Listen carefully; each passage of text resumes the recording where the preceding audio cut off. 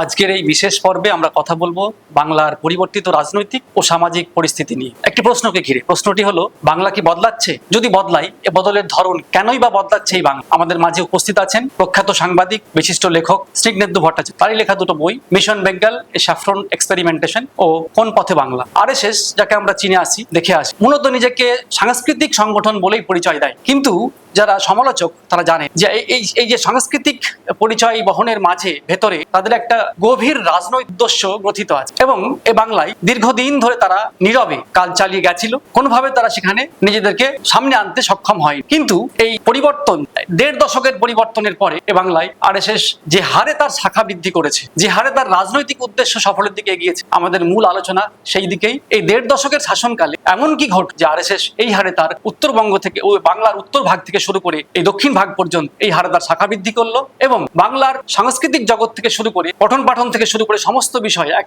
নতুন কায়দার আমদানি। আমরা স্নিগ্ধেন্দু বাবুর কাছ থেকে এর আলোচনা চেয়ে নেব। হ্যাঁ, আরএসএস চিরকালই নিজেদেরকে সাংস্কৃতিক সংগঠন বলে, কিন্তু এটা আসলে ওদের কর্মপদ্ধতিরই অংশ। যে ওদের কর্মপদ্ধতিটাই হলো, যাকে আমরা বলতে পারি এটা ক্যামোফ্লাজ কর্মপদ্ধতি, যে বাইরে এক ভেতরে আর। ওরা যা করতে চায় সেটা যেভাবে করতে চায় সেটা কখনো প্রকাশও সেভাবে করেন, এবং এই সংগঠন চিরকালই নানা রকম আধো প্রকাশ্য আধো গোপন এইরকম একটা ভাব নিয়ে চলে। এখন সংস্কৃতি বলতে কি, ওরা ধর্মকেও সংস্কৃতি বলে, ওরা রাজনীতি মধ্য দিয়ে যে সমাজ পরিবর্তন বা ইত্যাদি যেগুলো আসলে রাজনীতি অংশ, সেগুলোকে ওরা সংস্কৃতি। তো মুখে ওরা নিজেদেরকে সাংস্কৃতিক সংগঠন বললেও আসলে এটি একটি সামাজিক রাজনৈতিক সংগঠন। কারণ বিজেপি সেটি একটি আলাদা সংগঠন, কিন্তু সংঘ পরিবারের কর্তৃত্বাধীন। বিজেপিকে যদি আমরা দেখি, তাহলে বিজেপির কেন্দ্রীয় স্তর বা রাজ্য স্তর, প্রত্যেকটা স্তরেই বিজেপি দলে যে সাংগঠনিক সম্পাদক হন, সংগঠন সম্পাদক বলে ওরা, হিন্দিতে বলে সংগঠন মন্ত্রী, ইংরেজিতে বলে জেনারেল সেক্রেটারি অর্গানাইজেশন। এই পদে যিনি থাকেন, সেটা রাজ্য কমিটি হোক বা কেন্দ্রীয় কমিটি হোক, তিনি সবসময় সংঘের একজন প্রচারক, অর্থাৎ আরএসএস এর হোল টাইমার। বিজেপির যে কোনো কমিটি, রাজ্য কমিটি হোক বা কেন্দ্রীয় কমিটি হোক, সেটা একটা নির্দিষ্ট সময় অন্তর অন্তর বদলায়। সেভাবে তো নির্বাচন ওদের ওখানে হয় না, যাকে বলা হয় সিলেকশন হয়, ইলেকশন হয় না। নেতৃত্ব ঠিক করে বসিয়ে দেন যে এই হবে নতুন কমিটি, এই হবে নতুন সভাপতি, দিনের মতো নতুন কমিটি করে না। কিন্তু এই যে সমস্ত কমিটি পাল্টায়, এই সম্প্রতিও পাল্টালো, রাজ্য বলুন কেন্দ্র বলুন, সাংগঠনিক সম্পাদক পাল্টায়। বিজেপির সমস্ত সাংগঠনিক পরিবর্তন আপনি লক্ষ্য করবেন, সেখানে অন্য সব পদগুলো পাল্টায়, রাজ্য সভাপতি পাল্টায়, সম্পাদক পাল্টায়, সব পাল্টায়, কিন্তু সংগঠন সম্পাদক এই পদটি পাল্টায়। কারণ এই পদটা হচ্ছে আরএসএস এর আরএসএস এর অ্যাপয়েন্ট। আরএসএস ওই পদটায় নিজের লোক রাখার মধ্য দিয়ে বিজেপির সাংগঠনিক কার্যকলাপ সারা বছর নিয়ন্ত্রণ। কিন্তু বলে ওটা একটা আলাদা সংগঠন, ওরা রাজনীতি করে, আমরা রাজনীতি করি, তা নয়। রাজনীতি, ধর্ম, শিক্ষা, সংস্কৃতি, প্রত্যেকটা ফিল্ডে আরএসএস আলাদা আলাদা করে শাখা সংগঠন খুলে রেখে দিই। এই শাখা সংগঠন গুলো তাদের অধীনে আরো বিভিন্ন রকম ছদ্ম সংগঠন, গণসংগঠন এইসব খুলে রেখে দিয়েছে। এগুলো সবেরই মূল উদ্দেশ্য রাজনৈতিক। কি উদ্দেশ্য? সেটা হলো মানুষের মগজ ধোলাইয়ের দিয়ে সমাজে হিন্দু কট্টরপন্থা বাড়ানোর মধ্য দিয়ে, গোটা ভারতের সামাজিক কাঠামো বদলানোর মধ্য দিয়ে রাষ্ট্র কাঠামোর বিবর্তন। এই যে ওরা শাখা চালায়, শাখা হচ্ছে ওদের মূল বেসিক সংগঠন, যেটা আমরা বলতে পারি। এখন এটা একটা এমনই সংগঠন আরএসএস, যেখানে তার কোনো ফর্মাল মেম্বারশিপ। কেন ওরা, এই যে বলছিলাম না প্রথমে, যে ওরা একটা আধা গোপন আধা প্রকাশ্য সংগঠন, এই স্ট্রাকচারটা প্রথম থেকেই এরকম। কারণ ওদের মূল উদ্দেশ্য তো রাজনৈতিক, এবং সেই রাজনৈতিক প্রজেক্টটা হলো ভারতের যে মিলেমিশে ভাষা, ধর্ম, বর্ণ নির্বিশেষে বিভিন্ন ধরনের সমাজ গোষ্ঠীর একটা মিশ্রণ, একটা ফেডারেল স্ট্রাকচার এবং একটা ফেডারেল স্টেম, সেটাকে আমূল পরিবর্তন করে দেওয়া ওদের লক্ষ্য। এটা রাজনৈতিক লক্ষ্য ছাড়া আরএসএস সম্পূর্ণ তো একটি রাজনৈতিক সংগঠন, এবং ভারতবর্ষে হিন্দুত্ববাদ বিরোধিতা কোনো দিন সম্ভব হবে না যদি না আমরা বিজেপিকে আরএসএস এর একটি অংশ হিসেবে দিই। বিজেপি আরএসএস এর 10% মাত্র। আমাদের হিন্দুত্ববাদের বিরুদ্ধে লড়াইটা সবসময় করতে হবে আরএসএস এর বিরুদ্ধে। বিজেপি মনে রাখবেন যার মাত্র 10%। মানে আপনি বলতে চাইছেন আরএসএস এর যে আদর্শগত শেকড়, সাভারকার, গোয়ালকার, তারা থেকে শুরু করে যে বাংলার রাজনীতি যে আদর্শগত অবস্থানের যে লিঙ্ক করে দেওয়া হচ্ছে, সেটা পুরোটাই বলছেন যে আরএসএস এর রাজনৈতিক কৌশল, এবং সেটাকেই তার অনুকূল পরিস্থিতি খুঁজে এখন এখানে তার মাটি চাষ করা হচ্ছে। হ্যাঁ, আরএসএস এর মূল বক্তব্য কি, যে ভারতকে আবার হিন্দু রাষ্ট্রে পরিণত করা। দেখুন, খেয়াল রাখুন, ওরা বলছে আবার, তার মানে যেন একসময় ভারত হিন্দু রাষ্ট্র। ভারত কোনোদিন হিন্দু রাষ্ট্র, ভারত কোনোদিন হিন্দু রাষ্ট্র ছিল না, কারণ হিন্দু সেই রকম একটা সংগঠিত ধর্ম নয় যে পোপ বা একজন ইয়ের নেতৃত্বে, খলিফার নেতৃত্বে বিশ্ব শাসন। এইরকম কোন স্ট্রাকচার হিন্দু ধর্মের নেই।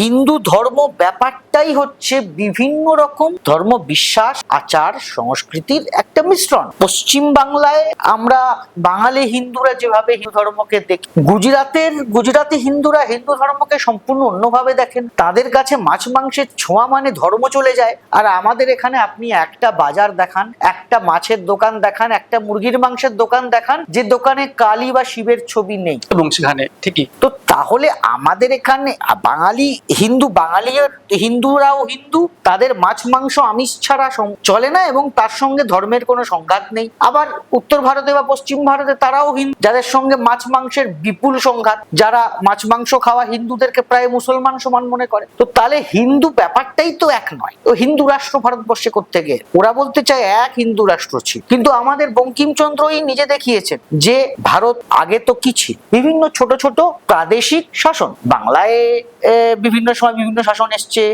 উত্তরবঙ্গে গৌরবঙ্গ একরকম ছিল, দক্ষিণবঙ্গ আরেক রকম ছিল, যেটা বাংলাদেশ সেটা বঙ্গভূমি ছিল, আসাম আরেক রকম ছিল। ছোট ছোট রাজ্য বিভিন্ন জায়গায়, তারা তো সবাই হিন্দু, তারা নিজেদের মধ্যে মারামারি করে, এক হিন্দু রাজা আরেক হিন্দু রাজ্য দখল করেন। গোটা ইতিহাস তো তাই। ইসলাম কবে ঢুকে, এবং ইসলাম আসার পরেও আমরা দেখি হিন্দু রাজা তার সঙ্গে মারামারি করছে, রাজায় রাজায় যুদ্ধ হয়েছে, ধর্মে ধর্মে যুদ্ধ হয়, কারণ দেশটা কোনো একটা নির্দিষ্ট ধর্মের ছিল না, কোনো দিনই ছিল। তো আরএসএস ভারতের সামাজিক কাঠামো এবং রাষ্ট্র কাঠামো দুটোই বদলাতে চায়, এটা রাজ প্রজেক্ট ছাড়া আবার। একদম তাই। আমার এই আলোচনা করতে করতে এগোতে আরো একটা বিষয় খুব মানে আপনার আলোচনা থেকেই তুলে নিয়ে আনতে ইচ্ছে করছে, যে আপনি এক্ষুনি বললেন যে খাদ্যাভ্যাসের জায়গাটা যেটা বললেন, উত্তর ভারতের যেমন একরকমের বিজেপি শাসিত বা আরএসএস যেখানে আরেকটু বেশি তার মতাদর্শগত অবস্থান ক্লিয়ার করতে পেরেছে, সেখানে একরকম। কিন্তু আপনার এখানে এই সংস্কৃতির যে পরিবর্তনের কথা বলছেন, তো বাংলার সঙ্গে কোন বিষয়গুলো সম্পৃক্ত করছে, নাকি তাদের মতাদর্শটাই চাপিয়ে দিয়ে বাংলার সংস্কৃতিকে পাল্টে ফেলার চেষ্টা হচ্ছে, সেইটা আপনি কিভাবে দেখেন? না, ওরা নিজেদেরকে বাংলার মতো করে নিচ্ছে, এটা বলা ঠিক নয়। কারণ আরএসএস নিজেকে কারুর মতো করেন,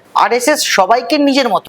আরএসএস হিন্দি বলে, আরএসএস সংগঠনটা পুরোপুরি হিন্দি ভাষী সংগঠন। আরএসএস চায় গোটা ভারতের সবাই। আরএসএস একটি নিরামিষাসী সংগঠন। আপনি পশ্চিমবঙ্গ বিজেপির, রাজ্য বিজেপির বড় বড় নেতারা যারা নিজেদেরকে বাঙালি হিন্দু বলেন, তারা যদি পারেন, তারা একদিন মাছ মাংস নিয়ে রাজ্য আরএসএস এর সংগঠনের অফিসগুলোতে যান। বা আরএসএস বাঙালিকে যদি সত্যি আপন করতে চায়, তাহলে সংঘের কার্যালয় একদিন আমিষ খাদ্য অনুষ্ঠান হোক না। গরিব ছেলেপুলেদের, বস্তির ছেলেপুলেদের যারা খেতে পায় না, অর্ধভুক্ত থাকে, তাদেরকে একদিন নিয়ে এসে তো ডিমের ঝোল ভাত খাওয়া, অন্তত দেখাক যে বাঙালির সঙ্গে তার এই আত্মিকতাটা রয়েছে। সেটা তারা করবেন। তারা বরং বাঙালিকে নিরামিষাসী হতে বলবে। তারা বলবে যে এই মাছ মাংস প্রকাশ্যে বিক্রি করা চলবে না। তারা বলবে মাছ মাংসের সঙ্গে ধর্মের সংঘাত আছে। আরএসএস কখনোই বাঙালির মতো হবে না। আরএসএস বাঙালিকে আরএসএস এর মতো হতে বলবে। আরএসএস এর বাঙালিয়ান একটা অন্যতম সংঘাতের একটা বিষয়, আপনাকে ছোট গল্প।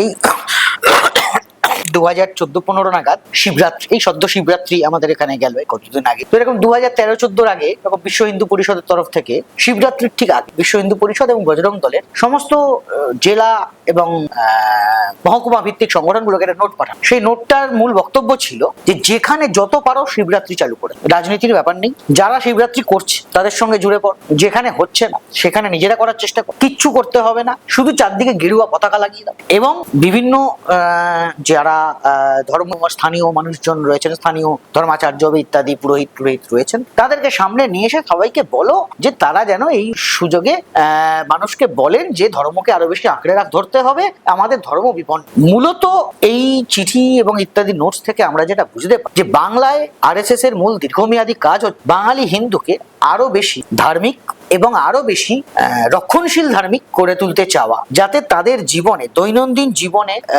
সমস্ত বিষয়গুলো, সেটা পেশা হোক, সেটা খাদ্যাভ্যাস হোক, সেটা বন্ধু সঙ্গ হোক, সেটা সাংস্কৃতিক কার্যক্রম হোক, সবকিছুতেই ধর্মের প্রভাব বাড়ে। কারণ তাদের বিভিন্ন লেখালেখিতে আমরা বিভিন্ন সময় দেখেছি যে তারা হতাশা প্রকাশ করেছেন যে বাঙালি হিন্দুরা যথেষ্ট ধার্মিক নন, তাদের জীবনে, সমাজ জীবনে ধর্মের যথেষ্ট প্রভাব নেই। এইটা হচ্ছে তাদের লং টার্ম গোল, যে বাঙালিকে আরো বেশি রক্ষণশীল হিন্দু বানিয়ে তোলা। তারা মনে করে করেন এটা তারা যখন সম্ভব হবে তখন তাদের আর আলাদা করে বিজেপির প্রয়োজন পড়বে না। তখন সংঘের অধীনের সমস্ত সংগঠন মিলেই সার্বিক রাজনীতিটা এখনো তারা করেন। এখন বিজেপি প্রকাশ্য রাজনীতিটা করে, এরা রাজনীতিটাকে সংস্কৃতির মোড়কে করে।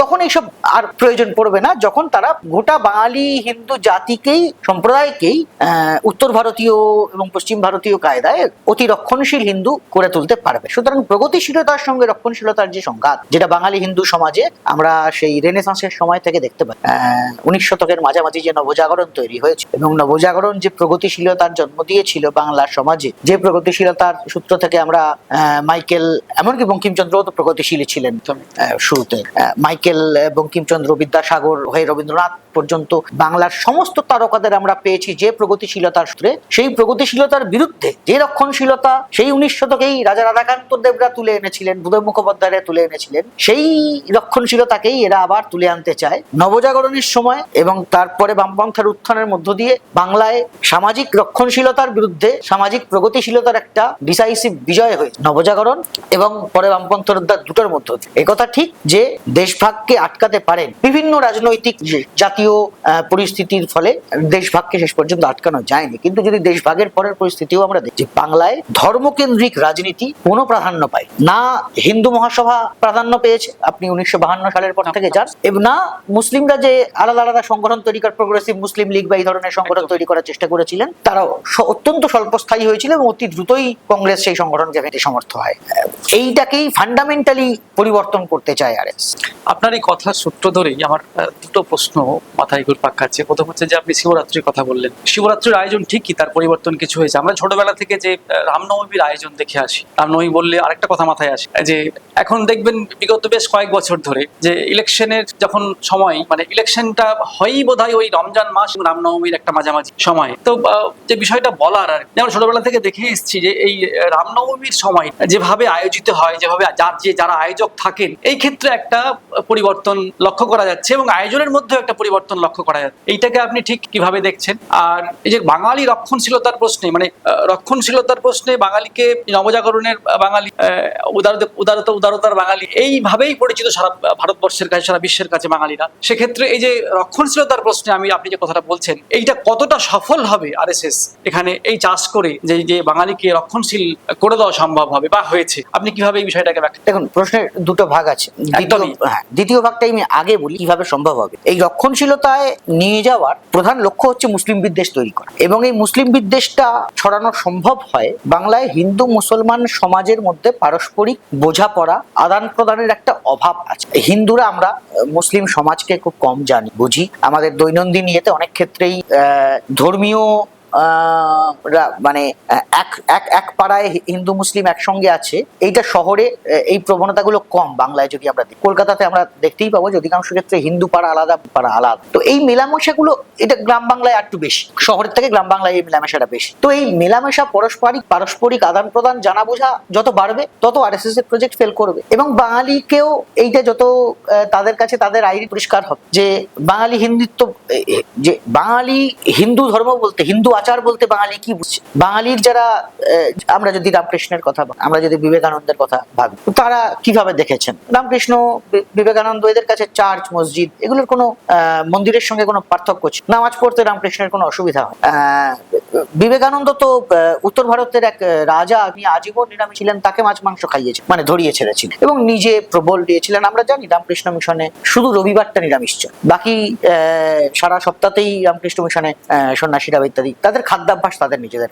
এই পরিবেশেই আমরা বড় হয়েছি, এইভাবেই আমরা বড় হই। বিবেকানন্দ, আমরা যদি বেলুড় মঠের ইতিহাস দেখি, এখনো ওয়েবসাইটে গিয়ে যে কেউ দেখতে পাবেন, বেলুড় মঠের আর্কিটেকচারটা কিন্তু বিবেকানন্দের নিজের মানে করা, বলে দেওয়া ছিল, ডিরেকশন দেওয়া ছিল যে এমন একটা প্রার্থনা ক্ষেত্র বানাতে হবে যেটাতে হিন্দু, মুসলিম, খ্রিস্টান যে কেউ ঢুকলেই মনে করতে পারেন যে এটা তার প্রার্থনা। যে কারণে বেলুড় মঠের আর্কিটেকচারে ইসলামিক আর্কিটেকচারের প্রভাব আছে, চার্চের আর্কিটেকচারের প্রভাব আছে। এগুলো কিন্তু বিবেকানন্দ অত্যন্ত কনসিয়াসলি করেছে, কারণ বাঙালি হিন্দু যেভাবে বড় হয়েছে, বাঙালি হিন্দু তার সামনে যে আদর্শ পেয়ে বড়, চিত্তরঞ্জন দাস বাঙালির হিন্দু আচরণ, বাঙালির অভ্যেস এগুলোকে যেভাবে খেয়েছিল, সেগুলো যখন আমরা আরো দেখবো, জানবো, বাঙালি হতে পারবে, তখন বাঙালির কাছে খুব পরিষ্কার হবে যে কেন এখন বাইরে থেকে একটা আগ্রাসন আছে, বাঙালিকে বিভিন্নভাবে বলার চেষ্টা করা হচ্ছে যে তোমরা যথেষ্ট হিন্দু নও। আমি এটা বাঙালি হিন্দুর কথা বলছি, যে বাঙালি হিন্দুকে বারবার বলার চেষ্টা করা হচ্ছে, হ্যাঁ, যে তোমরা যথেষ্ট হিন্দু নও। এইটার মধ্য দিয়ে আসলে বাঙালি লিবারাল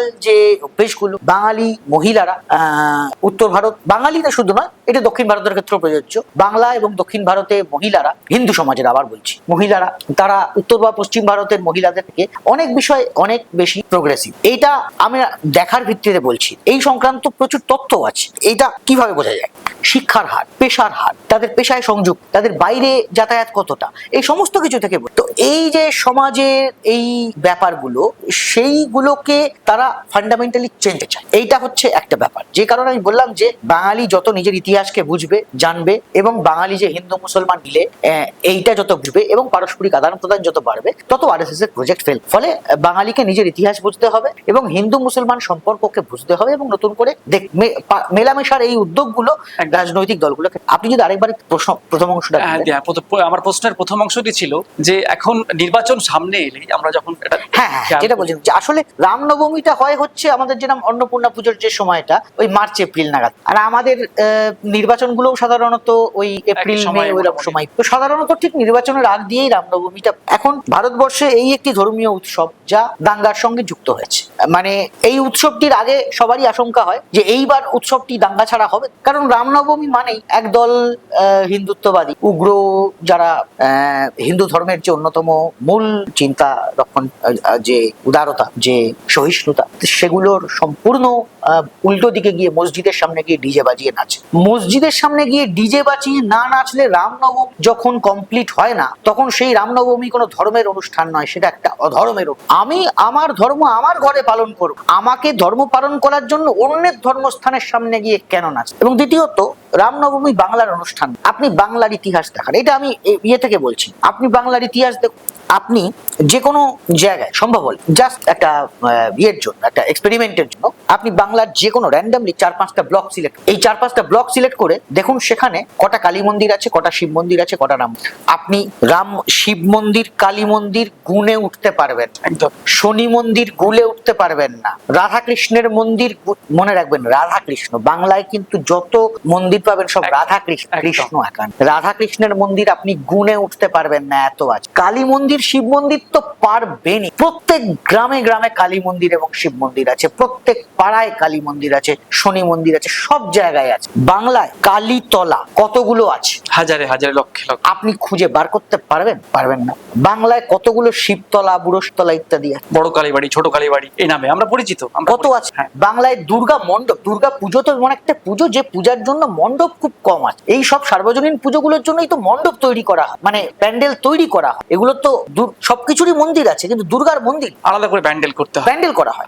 হ্যাঁ, কারণ আমাদের কাছে, বাঙালি হিন্দুদের কাছে দুর্গা হচ্ছেন ঘরের মেয়ে তার পরিবার নিয়ে বছরে একবারের জন্য ফেরেন, এক সপ্তাহ থাকেন, আগে 4-5 দিন থাকতেন, এখন মুখ্যমন্ত্রীর প্রাধান্যতায় সেটা দিন 15, কয়েকদিন বেড়ে 15 দিন হয়েছে, থাকেন, তারপর আবার ফিরে যান।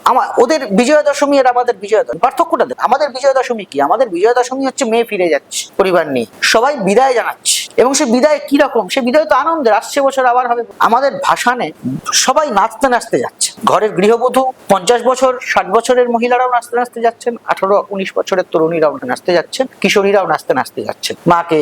এটা পুরোটাই একটা উৎসব, এখানে কোনো বিদ্বেষ নেই। আর আমরা যদি বিজয়া দশমী, যেটা আরএসএস এর বিজয়া দশমী দেখি, আরএসএস বিজয়া দশমী হিসেবে মূলত দশেরাকে, তো সেই দশেরাতে তো দুর্গা, দশেরা তো রাম রাবণের, তো তাহলে ওদের আর আমাদের বিজয়া দশমীটাও আলাদা, মূল খাঁচাটাই পুরো পাল্টে যাচ্ছে। বিজয়া দশমীটাই আলাদা। আপনি দেখুন ব্রহ্মার ছবি, এই বিশ্বকর্মা মূর্তি, দক্ষিণ ভারতে একরকম, উত্তর ভারতে, পূর্ব ভারতে আরেক। আপনি কার্তিকের চেহারা দেখুন, মুরুগান দেখুন, দক্ষিণ ভারতে একরকম, আমাদের এখানে আরেক রকম। কারণ এই বৈচিত্র্যই হচ্ছে হিন্দু ধর্মের মূল বৈশিষ্ট্য। হিন্দু ধর্ম তো একটা নির্দিষ্ট কাঠামোর মধ্যে নেই, আমাদের তো কোনো নির্দিষ্ট ধর্মগ্রন্থ নেই, আমাদের তো বহু পন্থা, আমাদের তো যত মত তত পথের ধর্ম। এবং বাংলার সংস্কৃতি, ধর্মীয় সংস্কৃতি তো যত মত তত পথে নিয়ন্ত্রণ করে দিয়েছেন, ওই পথে নিয়ে গেছেন রাম। আমাদের এখানে রামকৃষ্ণ কিন্তু গৃহদেবতা ছিলেন রামকৃষ্ণদেব। রামকৃষ্ণ নিজে নিরামিষাশী ছিলেন, তাই উনি ছুতেন না। কিন্তু উনি কি কাউকে বারণ করেছেন? কোনো দিন করেননি। এবং কালীর প্রসাদ উনি মাথায় ঠেকান, নিজে খেতেন না, যেহেতু ওই আমাদের গৃহদেবতা ছিলেন রঘুনন্দন, তাই তিনি নিজে খেতেন। বিবেকানন্দ সবাইকে নিয়ে গিয়ে, অন্য সব শিষ্যদেরকে নিয়ে গিয়ে মাছ মাংস খেয়ে বেড়াত। সবাই রামকৃষ্ণের কাছে এসে বলছে যে নরেন্দ্র সবাইকে নিয়ে গিয়ে মাছ মাংস খাইয়েছে। রামকৃষ্ণ কি বলছেন? রামকৃষ্ণ কোনো আপত্তি করছেন? রামকৃষ্ণ ওদেরকে বলছেন যে কি খাচ্ছে পরের কথা, আগে লোকটা কি হচ্ছে সেটা দেখ। তো এই যে উদার ধর্মীয় ঐতিহ্য আমরা নিয়েছি, সেই উদার ধর্মীয় ঐতিহ্যে আপনি 2014 সালের আগে বাংলায় রামনবমী মিছিল দেখান। আপনি বাংলায় রামের নামে এলাকার নাম আছে, খুঁজুন, ওই রামরাজাতলা, শ্রীরামপুর, এরকম কতগুলো পাবেন আপনি আমাকে। তাও সেটা রামমোহনের নামে বেশি করে সংযোজিত। এবং আপনি সেই ধরুন আপনি এবার শ্রীরামপুরের একটা জায়গা ধরুন এবার আপনি শ্রীরামপুরে খুঁজুন তো শ্রীরামপুরে কটা রাম মন্দির আছে। তো তাহলে বাংলায় রামনবমী একটা অনুষ্ঠান, রামনবমীর যে মিছিল প্রসেশন, এটা একটা অনুষ্ঠান যেটা রাজনৈতিকভাবে আরএসএস নামক একটি রাজনৈতিক সংগঠন, বিজেপি তথা বিশ্ব হিন্দু পরিষদ তথা হিন্দু জাগরণ মঞ্চ তথা এবিভিপি তথা বহুবিধ সংগঠনের মধ্য দিয়ে একটি উৎসবকে আমাদের ওপর চাপ। আমরা মধ্যপ্রদেশে আমরা উত্তরপ্রদেশে সম্পর্কে কি দেখলাম, যে রাম মন্দিরের 15 কিলোমিটারের মধ্যে খেতে পারবেন না, ডেলিভারিও করতে পারবেন। ধরুন আমার বাড়ি, আমি 10 কিলোমিটারের মধ্যে থাকি, বহু বছর ধরে সেখানে আছি, এবং আমি আমিষাশী। হঠাৎ করে সরকার বললো যে না, তুমি যেখানে থাকো তার আশেপাশে মন্দির আছে, তুমি আমিষ খেতে পারবে না, তোমার বাড়িতে আমিষ ডেলিভারি হবে না, তোমার আশেপাশে কোনো আমিষের বাজার থাকবে। এটা তো আমার গণতান্ত্রিক অধিকারের হস্তক্ষেপ। একদম। আরএসএস নিরামিষ খায় বলে আমি কেন নিরামিষ? আরএসএস নিরামিষ খেয়ে নিজেকে ভালো হিন্দু বলে তাকে কে অধিকার দিয়েছে আমাকে বলার যে তুমি বাবু যথেষ্ট হিন্দু নও? আমি আরএসএস কে তবেই হিন্দু মান যদি তাদের শীর্ষকর্তা, যদি তাদের প্রচারকরা আমার সঙ্গে বসে। আমার প্রশ্নটি ঠিক আরেকটু স্পেসিফিক, যে বাংলায় হঠাৎ করে এমন কি পরিবর্তন হলো যে গত মাত্র 5 থেকে 7 বছরের মধ্যে এই রামনবমীর যে আয়োজন এত বহরে বাড়লো, এবং আয়োজকরাও যারা রাজনীতির সঙ্গে প্রত্যক্ষভাবে জড়িত, শাসক দলের সঙ্গে যুক্ত, তারা এই আয়োজনের সঙ্গে যুক্ত, তাদের সংখ্যাও নজরে পড়ার মতো করে বাড়ল। আপনি এইটাকে ঠিক কিভাবে দেখেন? এই ব্যাপারটা 3টে ধাপে হয়েছে। 2008-9 থেকে 2008-এর পঞ্চায়েত নির্বাচন এবং 2009-এর লোকসভা নির্বাচনে যখন বামেরা একটা ধাক্কা খায় রাজ্যে, তখনই আরএসএস বুঝতে পারে যে বামেরা দুর্বল হওয়া শুরু হয়েছে। এবং এই 2009 আরএসএস এর তরফ থেকে যে নির্দেশ দেওয়া হয় ওদের কেন্দ্রীয় সংগঠনের তরফ থেকে দক্ষিণবঙ্গ এবং উত্তরবঙ্গকে, যে এবার ঝাঁপিয়ে সময় হয়েছে। তারা বুঝতে পারেন যে বামেরা দুর্বল হচ্ছে, সুতরাং আগে বামেরা আরএসএস এর ওপর, সংঘের কার্যাবলীর ওপর, শাখার ওপর যে চাপ সামাজিকভাবে রাখতে পারত, প্রকাশ্যে সাম্প্রদায়িক কর্মকাণ্ডের ওপর যে সামাজিক চাপ রাখতে পারতেন, সেটা রাখতে পারবেন। বামেদের গ্রিপ দুর্বল হচ্ছে, এটা বুঝতে পেরেই তারা মানুষের ওপর, তাদের সংগঠনের ওপর চাপ। সেই একই সময় তৃণমূল নেত্রী, তখন তিনি রেলমন্ত্রী, তখন তিনি বা রেলমন্ত্রী হবেন বা তারপরে সংবোধনা করেছে, তখন না, সেটা তো তারও আগে, তখন তো বিজেপি আরএসএস এর সঙ্গে সেটা 2001 সংবোধন করেছে। তখন তখন তারা জোটে ছিলেন। এটা আমি বলছি, যখন তারা জোটে নেই তখন মমতা আলাদা হয়ে গেছে। সিঙ্গুর নন্দীগ্রাম পরিপ্রেক্ষিতে ঘটনার পর থেকে বিজেপি আর তৃণমূল অনেকটা আলাদা হয়ে যায়। যদিও বিজেপি প্রথম থেকে সিঙ্গুর নন্দীগ্রাম আন্দোলনে তৃণমূলের সঙ্গে থাকার চেষ্টা করেছিল, কিন্তু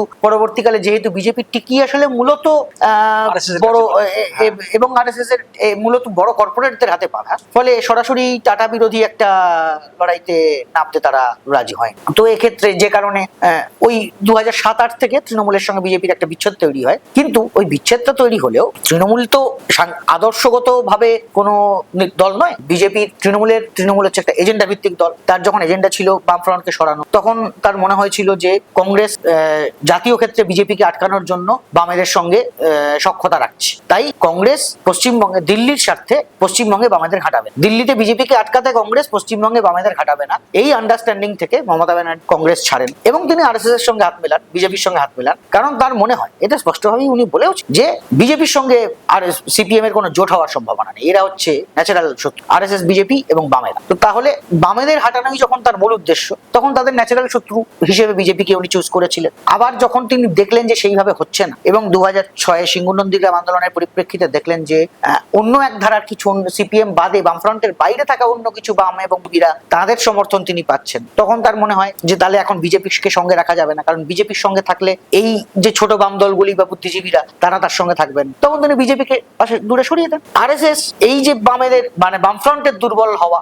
2009 তারপর থেকেই তারা ঝাঁপিয়ে পড়ে। এই সময় তারা থেকে প্রথমে 2010-এ বুদ্ধবাবুর সময় যে ওবিসি সংরক্ষণ হয়েছিল এবং তার মধ্যে যে মুসলিমদেরকে নিয়ে আসার প্রচেষ্টাটা শুরু হয়েছিল, হ্যাঁ ওবিসির মধ্যে সংরক্ষণের মধ্যে মুসলিমদেরকে আনার যে প্রচেষ্টাটা শুরু হয়েছিল চাচার কমিশনের রেকমেন্ডেশন অনুযায়ী, চাচা কমিটি সেটাকে তারা একটা ইস্যু বানায় প্রথমে, যে দেখো বামেরা ওবিসির মধ্যে মুসলমানদের সব দিয়ে দিচ্ছে। হ্যাঁ, এবার ওই একই সময় বামেদের হাত থেকে মুসলিম ভোট ব্যাংকটা নিয়ে নেওয়ার, যেহেতু মমতা ব্যানার্জির একটা বিজেপির সঙ্গে আরএসএস এর সঙ্গে অতীত সখ্যতার ইতিহাস রয়েছে, ফলে মুসলিমরা তাকে বিশ্বাস করবেন কিনা এই নিয়ে তার সন্দেহ হচ্ছে, ফলে তিনি অতি মুসলিম প্রেমী হয়ে ওঠার চেষ্টা করেন। 2008-9 সালে যখন আমরা তার মাথায় প্রথম তাকে মাথায় কাপড় হিজাব দিয়ে আসতে দেখি, এবং কিন্তু তিনি মুসলিম সমাজের প্রতি যতটা দেখিয়েছেন তার থেকে অনেক বেশি তার সখ্যতা দেখিয়েছেন মুসলিম ধর্মগুরুদের সঙ্গে। মানে উনি মুসলিম সমাজকে জিততে চেয়েছিলেন তার অর্থনৈতিক পলিসি নয়, বরং ধর্মগুরুদের সঙ্গে সখ্যতার মধ্য দিয়ে। তাই আমরা কিছু বিতর্কীয় ধর্মীয় নেতাকে তার মঞ্চে দেখি, তার মধ্যে বরকতের মতো ইমাম ছিলেন,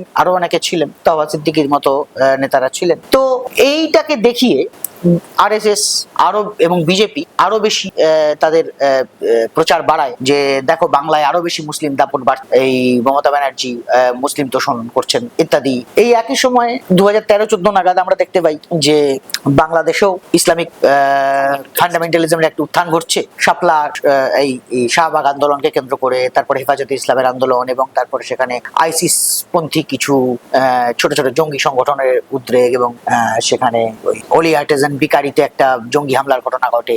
এই সমস্ত বাংলাদেশের ঘটনাবলীর একটা প্রভাব ছিল। সেই একই সময় নরেন্দ্র মোদীর উত্থান হচ্ছে জাতীয় ক্ষেত্রে 2014 সময়। ফলে একদিকে দেশ জুড়ে বিদেশেও সেই সময় আন্তর্জাতিকভাবে সেই সময় আইসিস একটা আতঙ্কের তৈরি করেছিল 2014-15 সাল নাগাদ। তো এক সময় এদিকে বাংলায় তৃণমূলের তথাকথিত মুসলিম তোষণ, ওদিকে বাংলাদেশি ইসলামী উগ্রপন্থার উত্থান, দিল্লিতে নরেন্দ্র মোদীর নেতৃত্বে মানে গোটা উত্তর ও পশ্চিম ভারতে নরেন্দ্র মোদীর নেতৃত্বে হিন্দু উগ্রপন্থার উত্থান, এই সমস্ত কিছু মিলেমিশে বাংলায় একটা এমন পরিস্থিতি তৈরি করেছিল। সেই সময় সব থেকে বড় ভূমিকা রাখে 2013 পঞ্চায়েত নির্বাচনের পর থেকে বামেদের পিছু হটা সাংগঠনিকভাবে, বিশেষ করে তৃণমূলের বহু ক্ষেত্রেই তাদের গ্রাসরুট স্তরে, তৃণমূল পঞ্চায়েত স্তরে তৃণমূলের যে রাজনৈতিক সন্ত্রাস তার একটা বড় ভূমিকা ছিল। এবং এই দেশের বিভিন্ন প্রান্তে ইসলাম বিদ্বেষ, হিন্দু উগ্রপন্থার উত্থানের সময় এইখানে পঞ্চায়েতগুলো বামেদের থেকে একের পর এক কেড়ে নেওয়ার যে চেষ্টা, সেই সময় 2013-র পর থেকে বেশি মূলত তৃণমূল শুরু করে। এতে যে রাজনৈতিক শূন্যতা, সেই শূন্যতা থেকেই একটা বড় অংশ কিন্তু বাম সমর্থকদের একটা বড় অংশ কিন্তু প্রথমে বিজেপির দিকে ঝোঁকেন 2014 নির্বাচন, বা পরে আমরা দেখি খানিকটা 16-তেও তার প্রভাব খানিকটা ছিয়ে রয়ে গিয়েছিল। এটা কিন্তু প্রোটেকশনের, যে বামেরা আর আমাকে প্রোটেকশন দিতে পারছে না, কিন্তু দিল্লির ক্ষমতায় বিজেপি আছে, এবং বিজেপি আমরা দেখতে পাই সেই সঙ্গে সঙ্গেই তারা এখানে কোনো রাজনৈতিক হিংসার ঘটনা ঘটলেই তারা দিল্লি থেকে 2-1 লোকসভা বা রাজ্যসভার এমপিদের পাঠিয়ে দিত। তো এইরকম অনেকগুলো বিষয় একসঙ্গে মিলেমিশে একটা পটভূমিকা তৈরি করেছিল, যাতে যার সুবিধা নিয়ে বিজেপি এই উত্থানটা হয়। এখন এই সবকটা বিষয় ফলে আমরা দেখতেই পাচ্ছি যেখানে কোনো নির্দিষ্ট একটা কারণে ঘটেনি, অনেকগুলো কারণে ঘটেছে। তার মধ্যে তৃণমূলের ভুল রাজনীতি যেমন আছে, তেমনি আরএসএস এর দূরদৃষ্টি আছে। এখন তৃণমূলের ভুল রাজনীতির সমালোচনার মতো করে করতে হবে, কিন্তু আরএসএস এর দূরদৃষ্টিকে দেখতে গেলে যারা ধর্মীয় উগ্রপন্থা নিয়ে যারা উদ্বিগ্ন, ধর্মীয় রক্ষণশীলতার বৃদ্ধি নিয়ে যারা উদ্বিগ্ন, তাদেরকে দীর্ঘমেয়াদী দৃষ্টিভঙ্গি থেকেই দেখতে হবে। কারণ সংঘ পরিবারকে বিচ্ছিন্নভাবে দেখার কোনো সুযোগ নেই, বিজেপিকে বিচ্ছিন্নভাবে দেখার কোনো সুযোগ নেই। তৃণমূলের গোটা লড়াইটাই শুধুমাত্র বিজেপির বিরুদ্ধে, বিজেপিকে সরাসরি ক্ষমতায় আসতে দেওয়ার বিরুদ্ধে। কিন্তু তলে তলে বিজেপি ছাড়া যায় 99টা আরএসএস সংগঠন, বিজেপি তো আরএসএস এর একটা মাত্র সংগঠন, আরো যে 100-150 খানা সংগঠন আছে, বা সেই 99 থেকে 149টা সংগঠন, তারা কি করছে সেই নিয়ে তৃণমূলের ন্যূনতম মাথা ব্যথা নেই। বরং মুখ্যমন্ত্রী নিজেই মাঝে মাঝে এমন কথাবার্তা বলেছেন, কখনো বলেছেন বিভ্রান্তিকর কথা বলেছেন, কখনো বলেছেন আরএসএস সবাই খারাপ, আরএসএসও ভালো লোক আছে,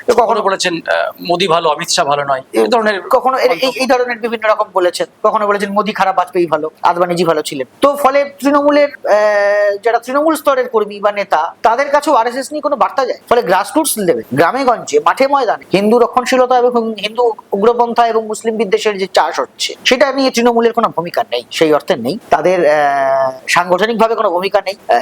একটা অংশের তথাকথিত লিবারাল মানুষ তারা আবার বিজেপিকে আটকানোর জন্য তারা খানিকটা তৃণমূলের সঙ্গে ভিড়েছেন, তৃণমূলের সঙ্গে আছেন। এই ধরনের অংশের মানুষজন তারা তাদের মধ্যে করে যতটুকু বিজেপি বিরোধিতা ছড়াচ্ছেন, আরএসএস বিরোধিতা ছড়াচ্ছেন সেটুকুই আছে। কিন্তু আরএসএস যেভাবে এলাকা ধরে ধরে পরিকল্পনা মাফিক এগোচ্ছে, সেটাকে আটকানোর বা সেটাকে কাউন্টার করার কেউ তৃণমূলের দ্বারা, তৃণমূল এই কাজটি করতে পারবে না, কারণ তৃণমূল এই কাজটি করার দিকে গত 15 বছরে নজর দেয় এবং আরএসএস নিয়ে তৃণমূল ন্যূনতম উদ্বিগ্ন হওয়ার কোন রকম প্রবণতা আজও এখনো পর্যন্ত। আমার এখানটাতেই একটা প্রশ্ন আমার মাথায় কি দিচ্ছে, সেটা হচ্ছে যে এই যে আপনি বললেন মমতা ব্যানার্জি প্রয়োজন অনুযায়ী হিজাব পড়া শুরু করলেন, মুসলিম ধর্মগুরু যারা তাদেরকে মঞ্চে তুলতে আরম্ভ করলেন, তাদের মধ্যে অনেক আবার বিতর্কিত, তাদেরকেও মঞ্চে তুলতে আরম্ভ করলেন। আদতে এই পর্যন্তই মুসলিমদের নিয়ে মমতার ভাবনা আপনি যা বলার চেষ্টা করলেন বা বোঝালেন। মৌলিক যে পরিবর্তন, শিক্ষা, স্বাস্থ্য বা অন্যান্য যা প্রয়োজন একটা সম্প্রদায়কে সামনে এগিয়ে আনার, সেই ক্ষেত্রে আপনি বললেন যে খুব একটা তার কোনো ভূমিকা না নিয়ে যেটা চোখে দেখা যায়, দেখে মানুষ এগিয়ে আসবে,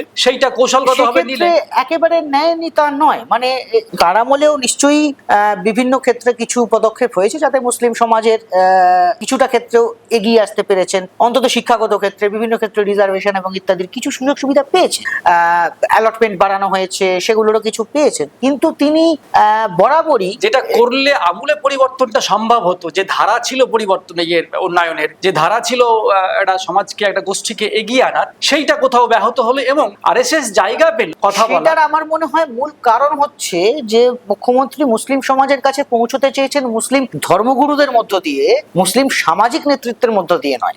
একদম একদম। তো এইটা সামাজিক নেতৃত্ব বা কোনো গঠনমূলক কর্মসূচির মধ্য দিয়ে নয়, সামাজিক সংগঠনগুলোর মধ্য দিয়ে যদি তিনি পৌঁছতে পারতেন, তাদের মধ্যে যে সমাজ সংস্কারক বা সামাজিক সমাজসেবামূলক কাজকর্ম প্রচুর সংগঠন করেন মুসলিমদের মধ্যে, যারা ধর্মভিত্তিক সংগঠন। একটু ইন্টারাপ্ট আপনাকে, এইটাকে একটা শব্দ উচ্চারণ করলেন ভুল। তো তৃণমূল বা তৃণমূলের নেত্রী সুপ্রিমো, তার কি এটা ভুল নাকি কৌশলগত একটা অবস্থান?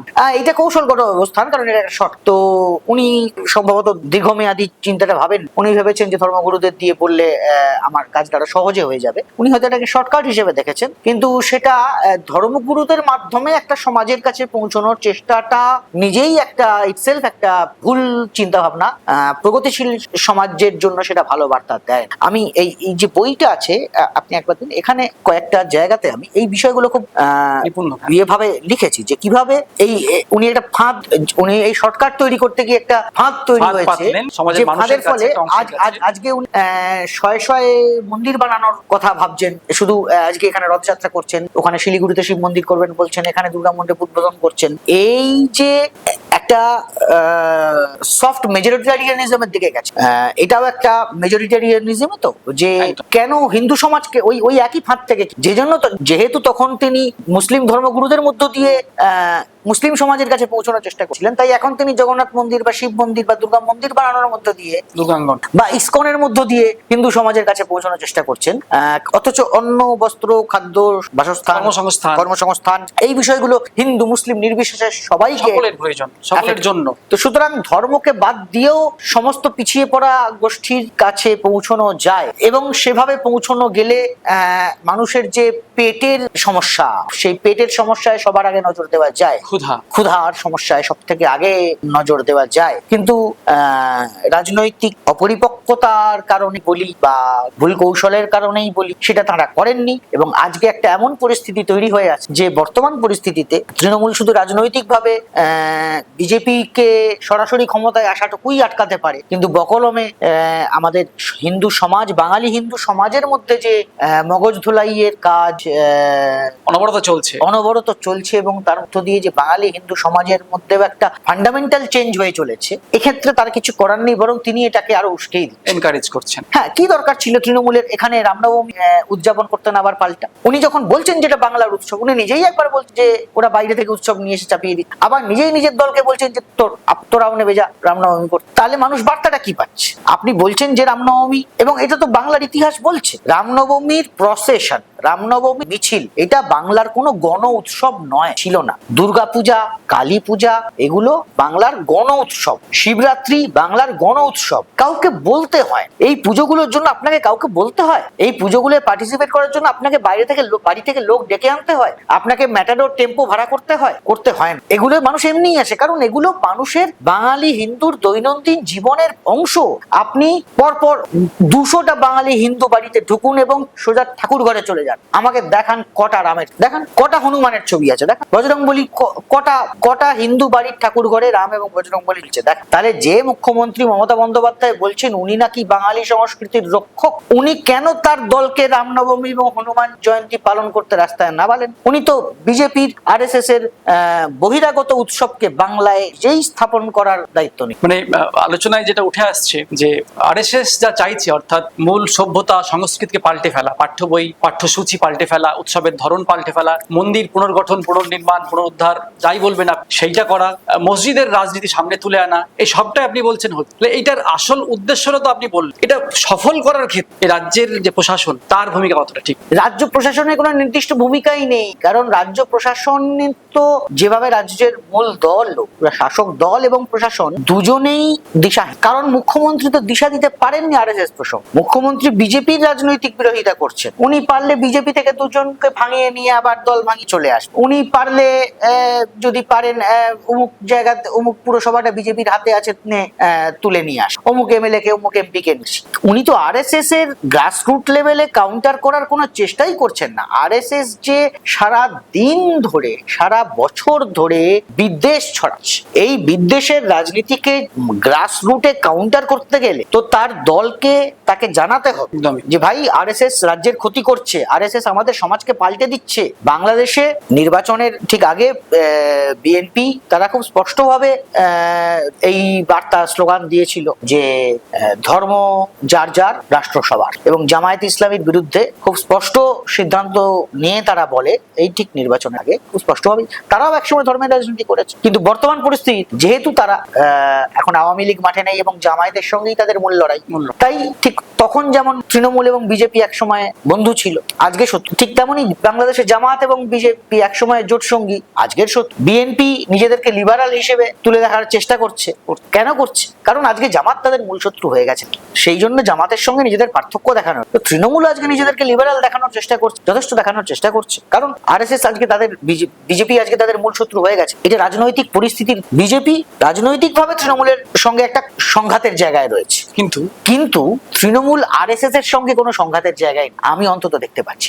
বরং কোথাও গিয়ে তাদেরকে কাজ করবার সুযোগ করে দেওয়া হচ্ছে। কাজ করবার সুযোগ ওরা করে দিচ্ছেন কিনা আমি জানি, কিন্তু ওরা এই বিষয়টা নিয়ে উদাস। এটা ওরা করতে দিচ্ছেন কি, মানে ওরা ইচ্ছাকৃতভাবে করতে দিচ্ছেন কিনা এর কোনো প্রমাণ আমার হাতে। আমার ধারণা ওরা উদাস, কারণ গ্রাসরুট লেভেলে তৃণমূলের নেতা নেত্রীরাও মূলত রাজনীতি এবং অর্থনীতির বিষয়গুলো নিয়েই, টাকা পয়সা, উন্নয়ন, এসব কোথায় রাস্তা হবে ইত্যাদি নিয়েই বেশি থাকেন। সাংস্কৃতিক ভাবে কোথায় কি পরিবর্তন কেউ লং টার্ম দিশা নিয়ে করছে, এই ধরনের চিন্তা ভাবনা খোঁজ খবর তৃণমূলের নেতারা কেউ রাখেন বলে আমি অন্তত দেখি। তাই রাজ্যের বিভিন্ন প্রান্তে যখনই আমি কাজের খোঁজে গেছি এবং বিভিন্ন জায়গায় গিয়ে আমি নিজে RSS এর সংগঠনগুলোকে আইডেন্টিফাই করে তারা কি করছে দেখার পর, আমি যখন সেখানকার স্থানীয় তৃণমূল নেতাদেরকে জিজ্ঞেস করতে গেছি আপনার এখানে যে সব হচ্ছে আপনি জানেন, তখন দেখেছি তারা কেউ জানে। তারা RSS নিয়ে মাথায় ঘামায়, কারণ তাদের একমাত্র মিশনটাই হচ্ছে, সেটা পঞ্চায়েত হলে পঞ্চায়েত প্রধানের কাজ হচ্ছে আমার পঞ্চায়েতটা যেন বিজেপি জিততে না, কারণ ওই পঞ্চায়েতের কন্ট্রোলটা তো আমার। পুরসভার বাকি যা বিজেপির কর্মকাণ্ড আছে সেটা চলবে, বাকি করছি চলুক। ওই পঞ্চায়েতটা,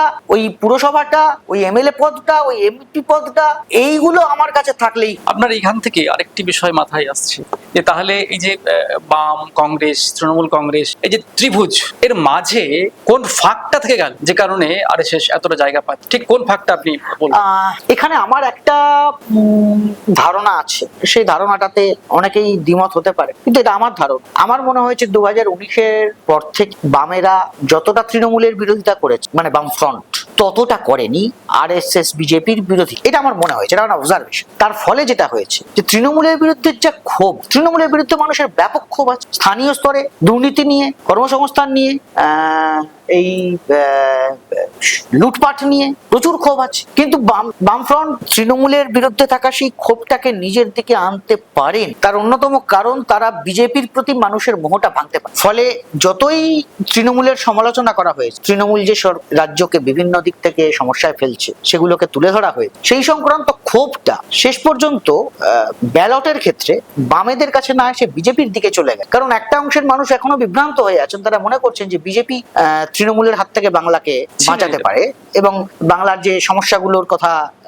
সবাই বলছেন, কর্মসংস্থানটা একটা বড় সমস্যা, কিছু অংশের মানুষ বিশ্বাস, দুর্নীতি কর্মসংস্থান সংক্রান্ত বিষয়গুলো থেকে নাকি বিজেপি উদ্ধার করতে পারবে। এই সুতরাং আমার মনে হয়েছে যে বিজেপি যে আসলে তৃণমূলের সরকারকে এখানে ফেলতে পারবে না, ফেলার জায়গাতে নেই। এই জায়গাটা বিজেপিকে দিয়ে যে তৃণমূলকে ফেলা সম্ভব, বিজেপিকে দিয়ে রাজ্যে তৃণমূল সরকারকে ফেলার চেষ্টাটাই যে একটা বাস্তব ছিল। কারণ বিজেপিকে যখনই উল্টো দিকে দেখ, তখনই একটা অংশের মানুষ, শুধু মুসলমানরা নয়, শুধু এই 30-25% মুসলমানরা নয়, একটা সমস্ত উদার হিন্দু যারা রক্ষণশীলতাকে ভয় করেন, তারা শুধুমাত্র বিজেপি আসার বিপদ থেকে শুধুমাত্র তৃণমূলকে সমর্থন না করলেও তৃণমূলকে ভোট দেবেন, যেটা বাংলাদেশেও আমরা দেখেছি। এবার একটা লিবারালদের বড় অংশ, বামপন্থীরা সমেত, তারা জামাত বিএনপিকে ভোট দিয়েছেন, তারা কেউ বিএনপির সমর্থক নন, শুধুমাত্র জামাত যাতে না চলে আসে। তো পশ্চিমবঙ্গেও এটাই বারবার ঘটবে, যতক্ষণ বিরোধী জায়গায় বিজেপি আছে। আমাদের যে 27-30% মুসলিম ভোট আছে, তার একটা বড় অংশ শুধুমাত্র বিজেপিকে আটকানোর জন্য তৃণমূলের বিরুদ্ধে থাকার সমস্ত রাগ ক্ষোভ তুলে রেখে, চাঁদ সদাগর যেরকম বাঁ হাতে পূজা করেছিলেন মনসার, সেরকম বাঁ হাতে ভোট দেওয়ার মতো ভোট তৃণমূলকে দিয়ে আসবেন। এবং উদার হিন্দুদের একটা বড় অংশও ঠিক বিজেপিকে আটকানোর জন্য, ঠিক সেই কায়দায়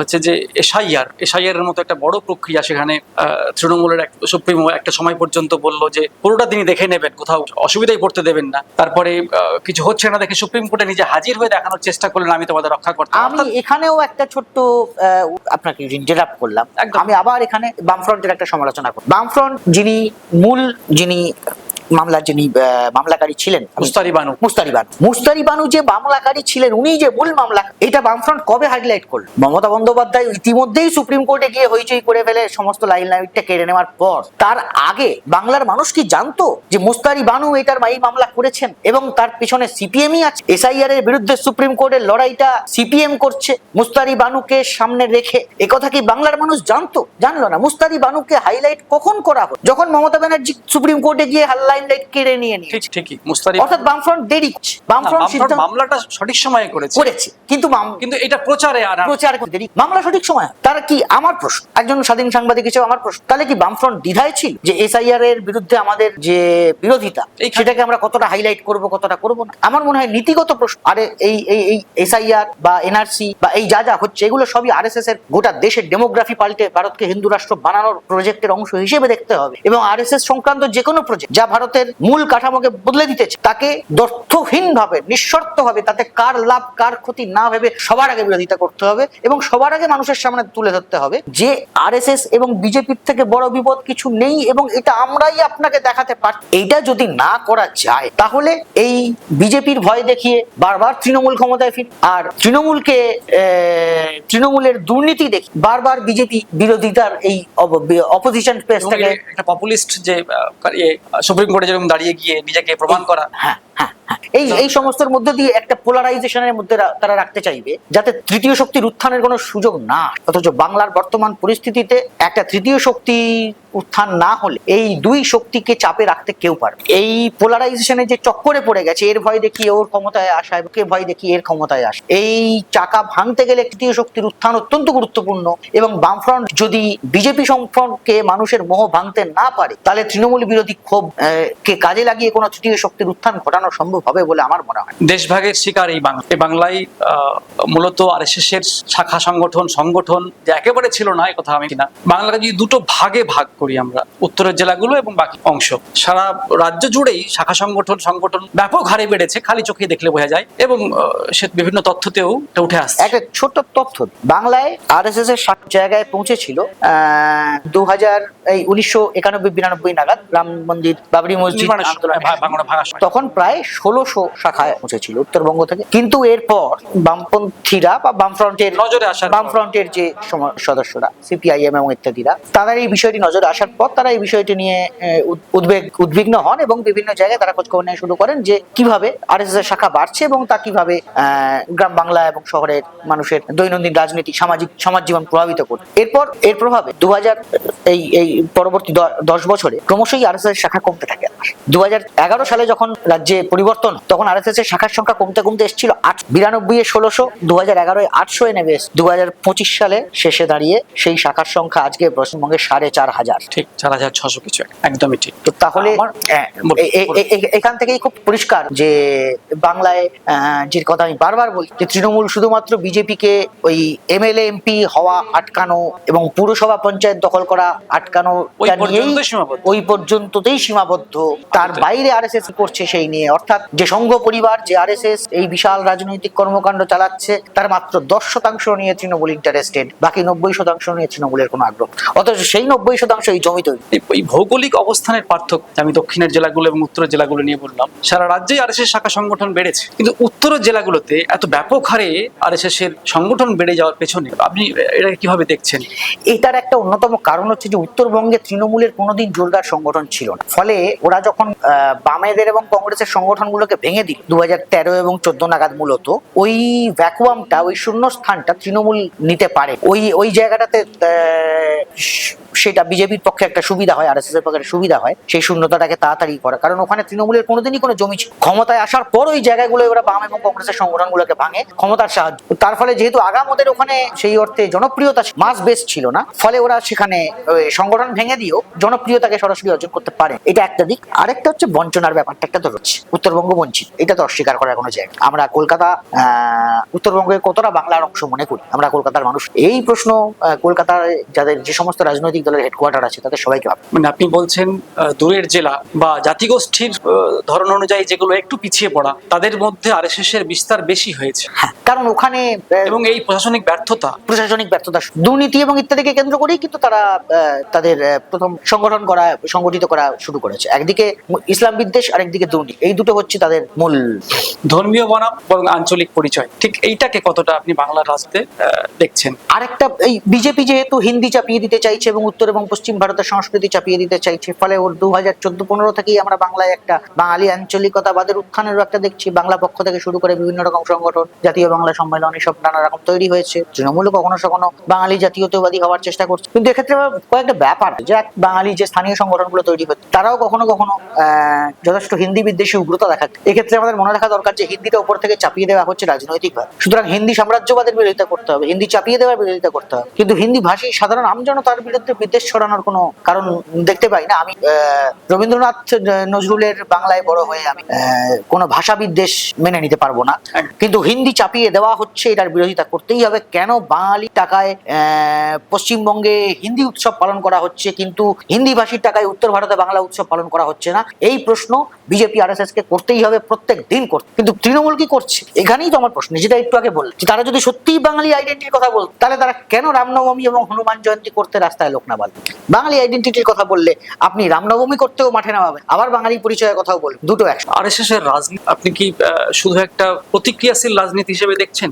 আরএসএস একটা সম্পূর্ণ প্রতিক্রিয়াশীল সংগঠন, প্রতিবিপ্লবী সংগঠন। তবে সংস্কৃতি মানুষের যা যা গত 100-150 বছরে যা যা বিপ্লবী বলবো না, প্রোগ্রেসিভ বলবো, যা যা অর্জন হয়েছে মানুষের বিভিন্ন ইয়ের মধ্য দিয়ে, সংগ্রামের মধ্য দিয়ে, দলিত শ্রেণী যে সংগ্রামের মধ্য দিয়ে সামাজিক সম্মান পেয়েছেন, দরিদ্র মানুষ অর্থনৈতিক সংগ্রামের মধ্য দিয়ে যেটুকু আর্থিক সিকিউরিটি পেয়েছেন, এই সব প্রগতির ইতিহাস উল্টে দিতে চায়। এর একটি প্রতিবিপ্লবী সংগঠন। তো সুতরাং একে আলাদাভাবে দেখার কোনো ইয়ে নেই। আপনি দেখুন, এখানে অর্থনীতিকে বাদ দিয়ে দেখার কোনো সুযোগ। আরএসএস এর সরকার, নরেন্দ্র মোদীর সরকার, তারা সম্প্রতি যে ট্রেড এবং ইয়ে নিয়ে তারা যে এই শ্রম আইন সম্প্রতি যে পরিবর্তনগুলো করলো, এই শ্রম আইনের পরিবর্তনগুলো কি ইন্ডিকেট? এটাই ইন্ডিকেট করে যে আরএসএস বিএমএস নামক তাদের শ্রমিক সংগঠনকে মাঠে নামিয়েছে শ্রমিক শ্রেণীকে বিভ্রান্ত করতে। কারণ তারা আসলে তাদের মূল উদ্দেশ্য তো ভারতকে একটি হিন্দু রাষ্ট্র বানানো, এবং যে হিন্দু রাষ্ট্রের মূল পৃষ্ঠপোষক কারা? আদানি আম্বানিরা, আমরা খুব ভালো করে জানি। এবং সেই আদানি আম্বানিদের সঙ্গে যাদের সংঘাত, তারা কারা? তারা শ্রমজীবী মানুষ। শ্রম আইন কার উদ্দেশ্যে? শ্রম আইনকে কেন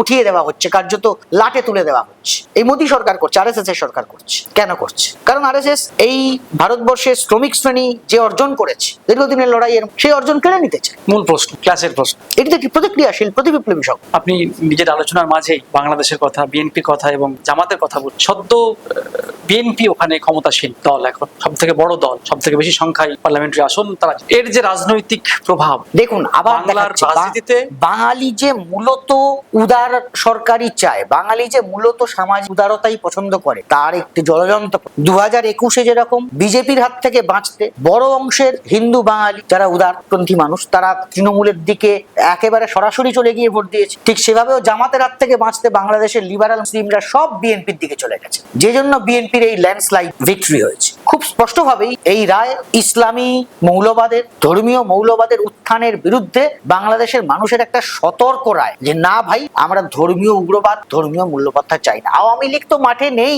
দেশের নাকি সব থেকে বড় সেকুলার সংগঠন, সে মাঠেই নেই। তারপরও জামাত 60টা সিটে গিয়ে আটকে গেল, 68টা সিটে গিয়ে আটকে গেল 63। তাহলে আসলে আওয়ামী লীগ এবং বিএনপি দুজনেই মাঠে থাকতো এবং জামাতের সঙ্গে খোলামেলা হতো, তাহলে বুঝতেই পারছেন জামাতের সিট আরো কত কম থাকতো। বিএনপির সঙ্গে জোটের সুবিধায় খানিকটা জামাত যেটুকু পেয়েছে, অর্থাৎ বাঙালি মুসলমানরা খুব স্পষ্টভাবে দেখিয়ে দিয়েছে যে তারা ইসলামী উগ্রপন্থাকে চায় না। তারা চায় সমাজ যেরকম ভাবে বাঙালি, ঢাকার বাঙালি সোসাইটি যথেষ্ট লিবারাল সোসাইটি আমাদের কলকাতার মতোই, এবং তারা চান যে তারা যেভাবে আছেন তারা সেভাবেই থাকতে চান। পশ্চিমবঙ্গের মানুষেরও এখন সেই দেখে শেখার সময় হয়েছে।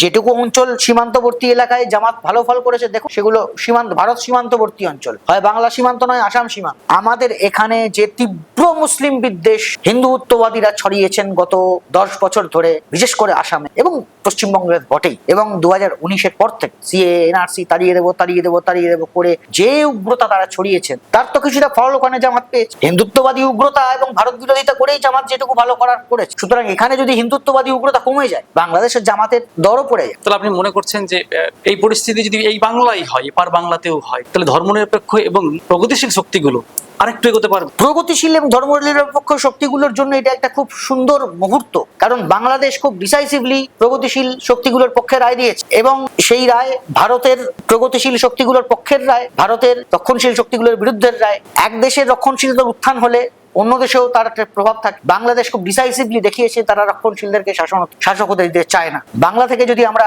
বাংলার রক্ষণশীলদেরকে সরিয়ে দিতে পারি, বাংলার মানুষ সরিয়ে দিতে পারে, তাহলে সেটা পশ্চিম বাংলাদেশের রাজনীতিতেও প্রভাব পড়বে, এবং সেক্ষেত্রে দীর্ঘমেয়াদী ভাবে উভয় বাংলাতেই এবং গোটা আঞ্চলিকভাবে ধর্মীয় উগ্রবাদ গত 10-12 বছর ধরে যে তাণ্ডব চালাচ্ছে, তা থেকে মুক্তির একটা আশা হয়তো বাঙালি করতে। একটা ছোট্ট বিষয় আলোচনা করে নিয়ে আমরা আলোচনা শেষের দিকে যাব।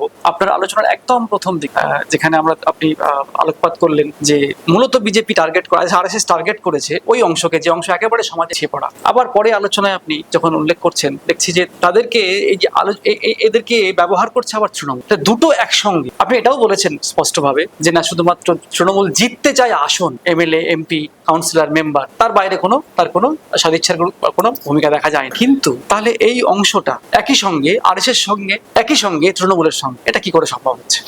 না, স্থানীয়ভাবে এগুলো অনেক সময় হয়, বিশেষ করে যেহেতু এখন রাজনীতিতে আদর্শের প্রভাবটা খুব কম, এবং আদর্শ বলতে এই মুহূর্তে তৃণমূলের একটা আদর্শ রয়েছে যেটা ওরা বলছে বিদ্বেষ বিরোধী আমাদের আদর্শ, এবং এটা অস্বীকার করার কোনো জায়গা নেই যে তৃণমূল সেই অর্থে কোনো বিদ্বেষী রাজনীতি করে। তৃণমূল হিন্দু বিদ্বেষী কথাও বলেনি, মুসলিম বিদ্বেষী কথাও বলেনি, এমনকি তৃণমূল হিন্দি বিদ্বেষী, হিন্দি ভাষীদের বিদ্বেষী কোনো কথাও বলে, এগুলো বলে। সে বিদ্বেষী রাজনীতি করে, কিন্তু সে হিন্দু এবং মুসলিম উভয় ধর্মগুরুদের এবং উভয় ধার্মিক সম্প্রদায়ের তোষণ করেছে। সে হিন্দু তোষণও করছে, সে মুসলমান তোষণ, সে নানা রকম মৌলিক চাহিদার যে প্রশ্নগুলো সেগুলো থেকে আসলে নজর ঘুরিয়ে দেবে, সেগুলো থেকে যতটা সম্ভব নজর ঘুরিয়ে দেওয়া। পিছিয়ে থাকবে তা আজন্মকাল পিছিয়েই থাকুক, যাতে এই আলোচনা সামনে না আসে। একেবারে যে সরকার কোনো কাজ করেনি এটা আমি বলতে, কারণ আমি এই তথাকথিত যে ভাতা রাজনীতি, এটা রাজ্যে বহু সমালোচনার শিকার হয়েছে। আমি এই ভাতার জোরালো সমর্থক, কারণ আমি এই ভাতাকে মানুষের ন্যায়সঙ্গত অধিকার মনে করি। আমি মনে করি ভারত রাষ্ট্র তার নাগরিকদেরকে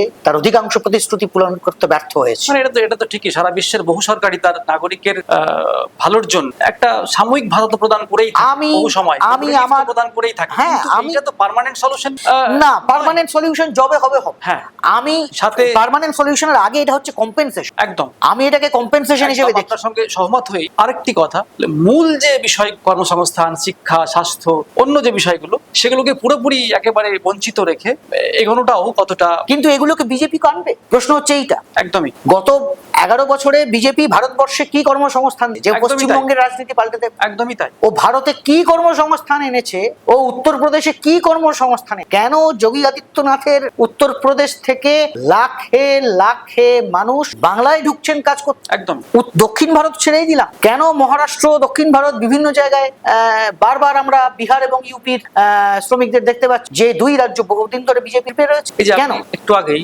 2011 পরিসংখ্যান বললেন, আরএসএস এর শাখা সংগঠন বৃদ্ধির, এবং 2025 যে আমূল পরিবর্তন, তাহলে এই পরিবর্তন মানে এই যে শাখার সংখ্যা বৃদ্ধি এবং আরএসএস এর চর্চা বাড়িয়ে দেওয়া, এর ফলে সাধারণ নাগরিক যারা তাদের নিজস্ব রোজানা চাহিদা, অধিকার এই প্রশ্ন হয়ে তুলতে না পারে, তার জন্য একটা প্যারালাল দাঁড় করিয়ে দেওয়া, এটা আপনি কিভাবে দেখেন? সেটা আরএসএস চায় মানুষের দৈনন্দিন জীবনে ধর্মের প্রভাব পড়ে, এটা হচ্ছে ওদের মূল ব্যাপার। মানুষ আরো বেশি ধার্মিক হোক। দৈনন্দিন জীবনে মানুষের ধর্মের প্রভাব বাড়লে মানুষের জীবনে পুরোহিতের প্রভাব বাড়বে। একজন মানুষ যত ধার্মিক হবে তার জীবনে ধর্মগুরু এবং পুরোহিতের প্রভাব তত বাড়বে। এবং আরএসএস মূল কাজটা কিন্তু করে বিশ্ব হিন্দু পরিষদের মাধ্যমে এবং তাদের ধর্ম জাগরণ সমন্বয় বলে একটি শাখা আছে, সংগঠন, শাখা নয় বিভাগ, এর মধ্য দিয়ে সারা ভারতের পুরোহিত এবং ধর্মগুরুদের সঙ্গে নেটওয়ার্ক তৈরি করে রাখে। আপনি যত বেশি ধার্মিক হবেন, আপনি যত ধর্মগুরুদের পায়ে পড়বেন, আপনি যত বেশি গুরু খুঁজবেন, তত আরএসএস এর লাভ। কারণ এই গুরুদের সঙ্গে, এই গুরুদের থ্রুতেই তারা হিন্দু সমাজকে কন্ট্রোল করে। তো সুতরাং এটা ওদের লং টার্ম চেষ্টা যে হিন্দু বাঙালিকে আরো বেশি ধার্মিক বানানো, তার দৈনন্দিন জীবনে ধর্মগুরু এবং পুরোহিতদের প্রভাব বাড়ানো।